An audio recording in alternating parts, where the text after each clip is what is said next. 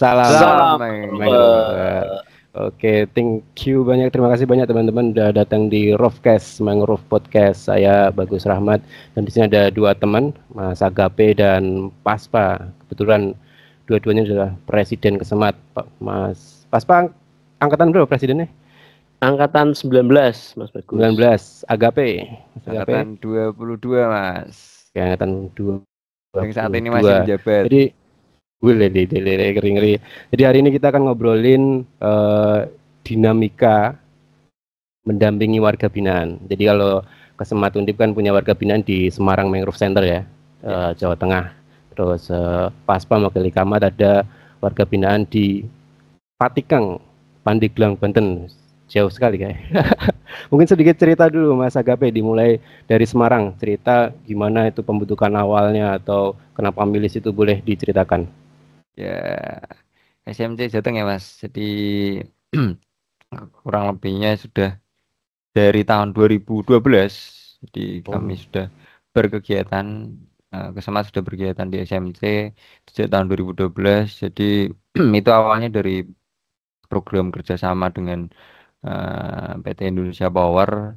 Nah, itu kenapa kami memilih SMC Jateng itu di Mangkang Wetan dan Mangunharjo? Ya alasannya karena dulu memang ya kondisinya di sana karena seperti yang kita ketahui masyarakat pesisir karena terdampak dari adanya perubahan iklim ya.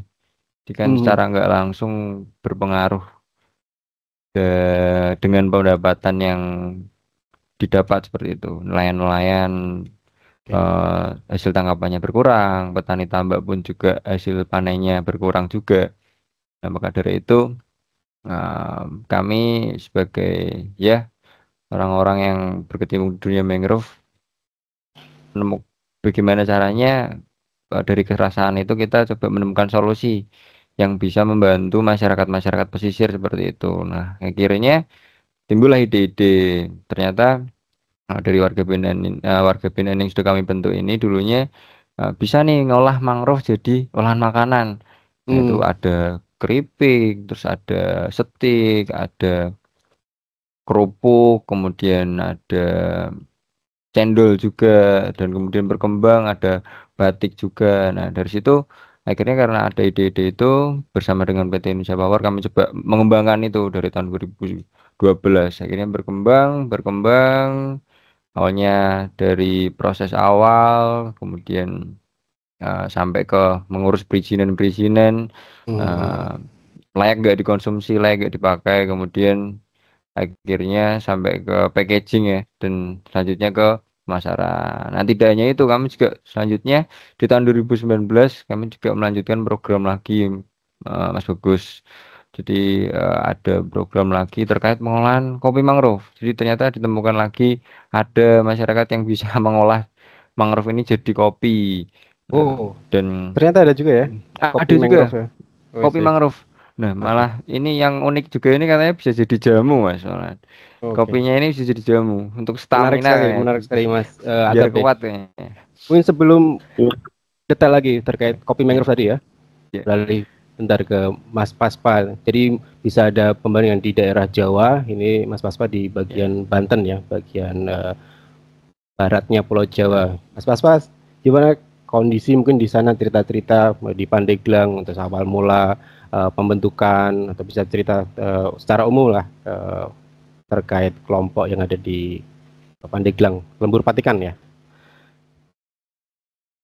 Oke, Mas Bagus, sedikit mungkin ya. Tadi Mas Agape tadi kan di Semarang ya, di Jawa Tengah. Nah, kalau saya kebetulan in charge ya untuk kegiatan pemberdayaan masyarakat ini ada di Pandeglang, itu di Banten. Jadi sebenarnya awal mulanya itu di tahun 2022. Jadi awal mulanya kami dari Ikamat itu melakukan program assessment ya untuk hutan mangrove yang ada di Lembur Mangrove Patikang, di mana kami coba assess dari kesehatan mangrove-nya, Mas. Kesehatan mangrove, kemudian kami coba hitung simpanan karbonnya, kemudian flora dan fauna yang ada di sana, kemudian output terakhirnya itu adalah valuasi jasa ekosistem. Nah, Di tahun 2002 itu memang sangat luar biasa, Mas. Jadi kami menemukan bahwa potensi dari hutan mangrove di lembur mangrove Patikan sangat besar. Jadi memang ada beberapa jenis mangrove, contohnya seperti Avicennia, kemudian Rhizopora, Bruguera yang dapat dimanfaatkan menjadi produk mangrove non kayu atau non timber ya.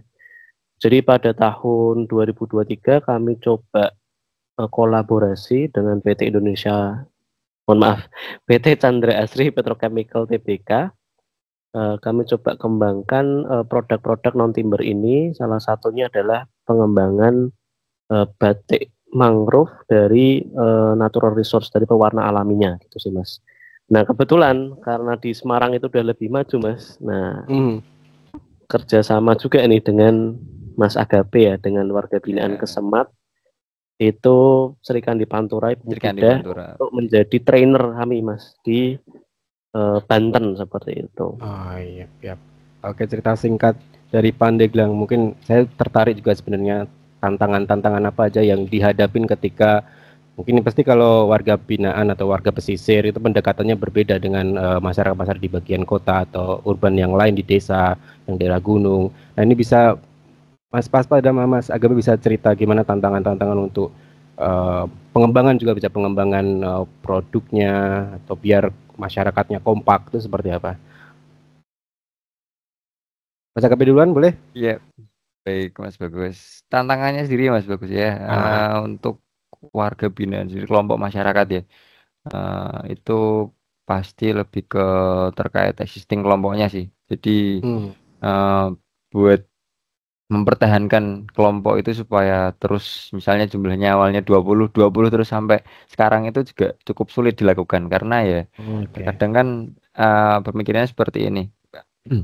Yang namanya kita berusaha menciptakan sesuatu yang kira kita juga menjual sesuatu kan istilahnya inginnya pendapatannya kita tuh semakin besar gitulah. Nah, sedangkan produk-produk olahan mangrove ini ya memang sih memang apa ini membantu masyarakat juga sebagai pendapatan alternatif ya. Tapi maksudnya nggak secara yang besar seperti itu. Nah, terkadang pemahaman masyarakat jadinya ya lah wah kalau bahasa itunya ya dapat apa gitu ibaratnya nggak tentu gitu. Mendingan saya kerja ini yang tentu ibaratnya. Kadang pemahamannya seperti itu. Akhirnya ya buat existing kelompoknya ya orang-orang tertentu yang memang memaknai bahwa pengolahan mangrove itu ya bisa jadiin alternatif buat dia mendapatkan uang, hanya orang-orang tertentu aja sih Mas. Jadinya buat kelompoknya itu lebih ke jadi situ sih lebih tantangannya. struggle ke gimana maintenance timnya ya. Ya, maintenance timnya sih Pasti lebih ke ada situ. ada yang keluar, ada yang masuk karena memang waktu awal pasti semua usaha juga gitu kan. Saya yakin semua organisasi pas awal-awal juga sangat excited, pengen terus, tapi lambat laun pasti ada yang berkurang dan bertambah, pasti ada dinamika di dalamnya. Seperti itu ya, tantangannya seperti itu. Oke. Sedikit dulu terkait kopi mangrove tadi, kayaknya mention kopi apa itu tadi ya? Bisa dijelaskan lebih? Kopi stamina ya, Mas itu. Iya, kopi stamina itu. Itu kopi yang terbuat dari campuran sih Mas. Jadi ada 50% berpakul mangrove dan 50%-nya kopi robusta. Jadi enggak 100% murni mangrove, tapi ada campurannya. Nah, di situ memang tetap apa ya? Ada kopinya, ada mangrove-nya. Jadi enggak tetap ada ya cita rasa yang unik juga lah dari kopinya itu. Nah, itu memang apa ya? Ya kalau misal bisa dibilang itu ya kopi malam Jumat lah gitu. Karena memang benar-benar nambah stamina dan ya bisa buat jamu kayak gitu. Nah perkembangannya sampai sekarang itu dari tahun 2019 itu bekerja sama dengan PT Indonesia Power PGU Semarang sampai sekarang juga masih berjalan. Mas perkembangannya ya sampai sekarang ya puji Gusti ya udah berjalan dengan baik. Ya kembali lagi tantangannya itu tadi sih Mas. Jadi memang buat maintenance timnya sih yang memang cukup PR ya. Memang hanya orang-orang tertentu yang memang dia itu bisa bertahan buat ada di satu kelompok. Kalau misal dia itu bisa memaknai ya kegiatan ini bisa buat jadi kegiatan yang positif. Paling orang-orang tertentu aja sih Mas. Nggak bisa misalnya ada 10 orang ya 10 orang itu terus tuh cukup sulit lah. Sama sih Mas. Tantangannya kurang lebih seperti itu sih. maintenance Oke. timnya sih, maintenance timnya. Saya lompat dikit ke Mas Paspa. Kalau di Pandeglang Lembur Mangrove Patikan seperti apa Mas Paspa tantangannya yang dihadapin ketika awal sampai sekarang udah mungkin berjalan seperti itu? Oke Mas, tadi mungkin dari, Mas Agape juga cerita ya terkait, kalau dari Mas Agape kan lebih ke pendapatannya, tapi kalau di Patigang itu, hal yang tersulit, menurut kami ya untuk membangun kepercayaan Mas di awal sih. Jadi, karena memang secara background ya, kebetulan kan kami ya tim Ikamat itu memang, banyaknya background-nya orang Jawa ya. Jadi, Hmm. mungkin ada perbedaan background, latar belakang itu yang membuat, agak sulit ya sebenarnya untuk membangun kepercayaan di awal. Nah, namun memang untuk membangun kepercayaan kan perlu waktu ya, Mas, kemudian perlu, banyak mendengarkan juga, ya pelan-pelan sih, Mas, kami di sana ya akhirnya mendapatkan kepercayaan masyarakat di sana. Dan, untuk produk-produk dari mangrove itu juga, cenderung ya masyarakat itu melihat dari contoh yang sudah ada. Nah, kami juga mengambil contoh nih dari kelompok yang sudah Hmm. dikembangkan oleh Kesemat ya, dari teman-teman Kesemat, dari Mas Agape ini kami jadikan contoh juga atau role model, Oke Mas Paspa. karena masyarakat lebih mudah Oke. untuk, percaya Mas dengan, adanya contoh atau role model yang sudah ada, seperti itu. Dibandingkan membuat, atau memberdayakan masyarakat tanpa ada role model itu sangat sulit sekali. Mungkin itu sih Mas, dari saya Mas. Ya, ya. Memang penting ya dalam arti pendekatan ke masyarakat terus membangun saling kepercayaan itu yang poin utama yang ini juga harus pelan-pelan ya, takutnya kalau misalkan langsung Pelan ada program datang malah biar semua, nggak ada aspek penerimaannya mungkin kurang, nanti untuk ya, bondingnya juga seperti itu, jadi pendekatan ke betul. masyarakat saya kira penting banget ya. Oke, oke. Ada tambahan Mas, Gim- satu Boleh, lagi. boleh. Selain itu ini sih Mas, gimana kita bisa mencari atau mendapatkan, lokal champion itu sangat penting juga. Mhm. Karena ternyata yang kami pelajari juga ya dari Semarang Maru Center yang dari Jawa Tengah itu, dari teman-teman Kesemat juga, ternyata mempunyai lokal champion itu adalah, privilege atau dalam tanda kutip ya, Oh, power kepada masyarakat untuk kita bisa memobilisasi pemberdayaan masyarakat di suatu lokasi atau wilayah. Nah, proses penemuan atau memilih lokal champion atau orang ini Mas yang memang, sulit, tapi, masih mungkin dilakukan gitu sih Mas. oke. Pemilihan lokal Lokal champion ya. champion. Oke, masuk lagi ke setelah tantangan sih sebenarnya ke depan, pengen tahu sebenarnya gimana sih. Saya kira eh, pemberdayaan masyarakat ini pasti berkorelasi dengan konsep rehabilitasi jangka panjang dari sustainable-nya dari rehabilitasi mangrove nanti berkelanjutan ke pemberdayaan masyarakat, itu satu kesatuan yang kalau saya kira ya dari POV saya nggak bisa dilepaskan karena memang masyarakat yang pasti ada di lokasi seperti itu. Nah, untuk saya pengen fokus dulu ke keberlanjutan kelompok warga binaan atau mungkin produk ke penjualannya seperti apa. Nah, itu dikhawatirkan kalau beberapa case mungkin ya setelah ada program pelatihan finish selesai. Nah, kalau dari SMC dulu seperti apa? Mungkin gambaran terkait keberlanjutan. Untuk keberlanjutan sendiri ya Mas. Ah, Jadi ini kami berencana buat ini sih Mas. Kedepannya gimana caranya kita bisa menemukan ya semacam regenerasi lah. Jadi enggak kan seperti yang kita tahu, seperti yang saya tahu itu kalau di SMJ itu kan ya kayak lokal championnya warga binaan kami itu baik yang kelompok pengolah jajanan, Bina Citra Karya Wanita, pengolah batik Sri Kandi Pantura dan pengolah kopi mangrove Arjuna Berdikari itu kan nggih sampun sepuh-sepuh lah ibaratnya bisa dibilang seperti itu. Ya harapannya nggak cuman di Pak Ferry saja, ketua kelompok Arjuna Berdikari dan Bumbu Vida, ketua ketua Bina Citra Karya Wanita dan Sri Kandi Pantura yang yang apa ya, yang bisa melakukan hal tersebut, yang bisa mengolah kopi mangrove, yang bisa mengolah jajanan mangrove dan batik mangrove. Tapi harapannya juga anak-anak muda, orang-orang muda ini juga ada yang uh, punya hati ke sana, ikut mengolah kopi, ikut mengolah jajanan mangrove, ikut uh, membuat batik mangrove seperti itu. Itu sih Mas buat keberlanjutannya. Dan selain itu juga ya nantinya juga pastinya ingin juga dilakukan sebuah ya inovasi lah. Semoga aja nantinya juga ada temuan-temuan lain, misalnya ada olahan baru seperti itu yang nantinya bisa dilegalkan juga, bisa dipatenkan juga misalnya seperti itu, supaya hal tersebut bisa juga menarik Iya. menarik orang-orang masyarakat, dan ya justru tambah membantu seperti itu karena dikenal banyak dan mungkin malah jadi tambah laku seperti itu produk-produknya. Seperti itu sih Mas.